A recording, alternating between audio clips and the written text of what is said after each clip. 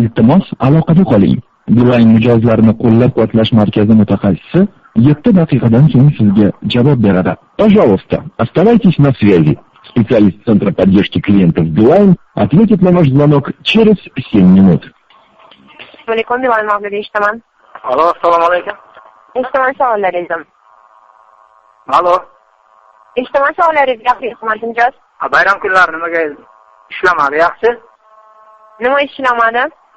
Bilmasam, bayram kunlari yaxshi ishlamabdi. Nima ishlamadi, hurmatli mijoz? Nomer. Aloqa bo'lmayaptimi? Kirish chiqishlaringiz bo'lmayaptimi? Nima bo'lyapti? Aloqa. Set Zaynab berdim men telefon. Endi hurmatli mijoz, adashmasam bayram kuni har biri bir-birlarini tabriklaydi. To'g'rimi?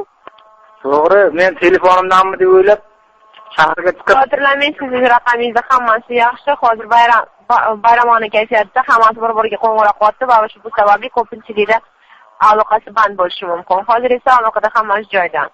Men kecha juda sarson bo'ldim-da, shaharga chiqib raytabizga ham ko'rsatdim, to'g'irlab berolmadi, raygazga bordim, ham to'g'irlab berolmadi, elektrosetga bordim, ham to'g'irlab berolmadi.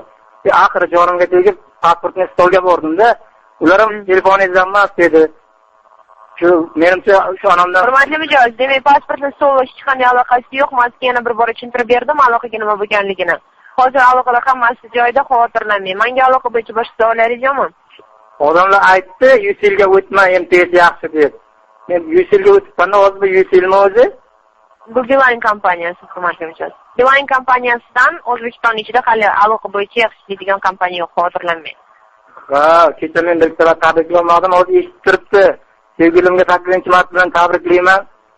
Unga uzoq umr tilayman. Onamga ham tabriklab qo'yaman. Armiyaga ketgan akam nomidan sevgilisiga ham tabriklayman. Meni eshitib turibdi-da hozir hammasi. Hurmatli mijoz, menga aloqa bo'yicha boshqa savollaringiz bo'lmasa, xayrlashaman, salomat bo'ling.